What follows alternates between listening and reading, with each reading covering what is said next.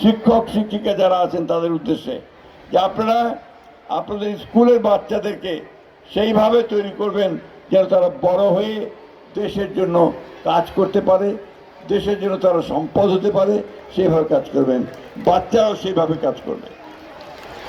আমাদের সবসময় মনে রাখতে হবে যে আমাদের নিজের পায়ে নিজেদের দাঁড়াতে হবে, তাহলেই আমরা শুধু সামনের দিকে এগিয়ে যেতে পারবো।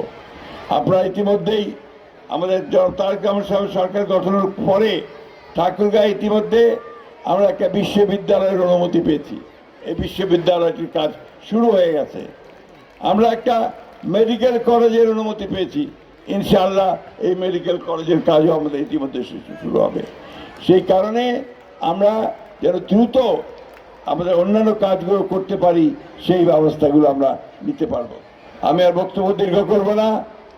শেষে বলতে চাই যে বাংলাদেশ চীন মৈত্রী এটা আরো দীর্ঘজীবী হোক, তাই না? তো সবাই তোমরা একটা স্লোগান দিয়ে বলবে, Bangladesh China friendship long live, long live Bangladesh China friendship. ঠিক আছে, long live Bangladesh China friendship. আবার বলো, long live Bangladesh China friendship society. তোমাদের সকলকে অনেক ধন্যবাদ। একই সঙ্গে I want to thank His Excellency. Please take your seat. I want to thank him because he has taken the trouble to travel all the way from Dhaka to rising early morning and taking the flight here. I'm really grateful to him.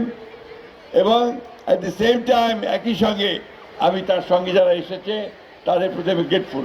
এখানে নাফিসা একটু আসো, come here. Nafisa হচ্ছে আমার খুব প্রিয় একজন মেয়ে।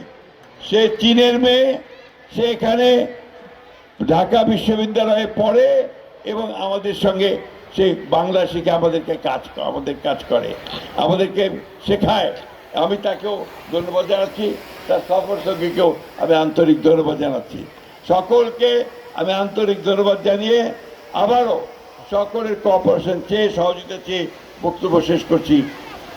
CA CA, ঠিক আছে? চীনা ভাষায় ধন্যবাদ হচ্ছে সিএ সিএ। সবাইকে ধন্যবাদ। তোমরা একটু জোরে সিএ সিএ বলো।